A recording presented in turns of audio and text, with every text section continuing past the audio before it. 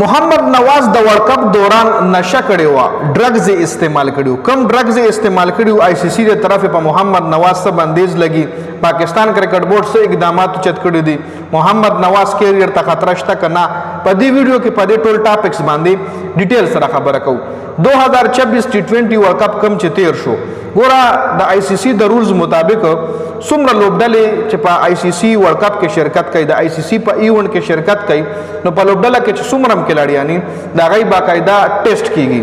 د هغه کھلاڑیانو نه وینه را کلیکټ کیږي، وینه ته اخلي او د هغه بلډ ټیسټ کیږي. بلډ ټیسټ په دې وجه کیږي چې آیا دا کھلاڑی خو سټیراید نه استعمالوي، دا کھلاڑی خو د طاقت دوايان نه استعمالوي، دا کھلاڑی خو داسې انجیکشن وغیرہ نه استعمالوي، یا داسې چرس پاوډر خو نس کی، یا دا کھلاڑی سره نشه خو نه کوي. ګوره ډرګز څه لویل کیږي؟ ډرګز دوايانو لویل کیږي. ډرګز دوايانو لویل کیږي. د کې بیا څه دوايي چې کوم دا نو هغه ناجایزه دوايي ده چې هغه لمون نشه وایو، چرس پاوډر دا ناجایزه نشه، ناجایزه ډرګز دي. او چې کوم جایز ډرګ دي چې کوم د بیماری د لپاره استعمالېږي هغه لم ډرګز ویل کیږي. نو دلته آئی سی سی پاکستان کرکټ بورډ لویلی دي چې محمدنواز د آئی سی سی टी20 ورلڈکپ 2026 دوران ډرګز استعمال کړیو. نو دا هم کې دیشي چې محمدنواز د طاقت ګولۍ چولې وي یا سټیراید ځان ته واخلو. اکثر کھلاڑیان د سټیمینا برقرار ساتلو لپاره سناسه ګولۍ د طاقت استعمالي. او دام پوسیبل ده چې کې دیشي محمدنواز د طاقت ګولۍ چولې وي، هغه ټایم هغه یو ډوز شروع کړو د طاقت، یا هغه سټیراید وغیرہ انجیکشن والی. سټیراید اکثر د جیم کما لکان نه کوي، د ځان اکثر د باډي بلډ کولو د لپاره، باډي زر بلډ کولو د لپاره د ځان ل سټیراید انجیکشن واخلي.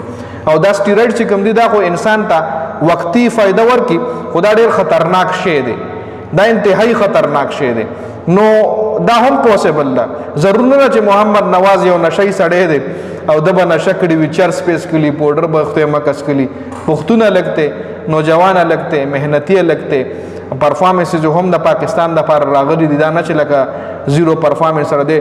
خیر په پرفارمنس باندې موږ په دې ویډیو کې خبره نه کوو، او چې کوم اپډیټس هم در سره شریک کول. ها آئی سی سی اوس پاکستان کرکټ بورډ لویلی دي چې د کھلاڑی متاسو هم معاینه وکړي.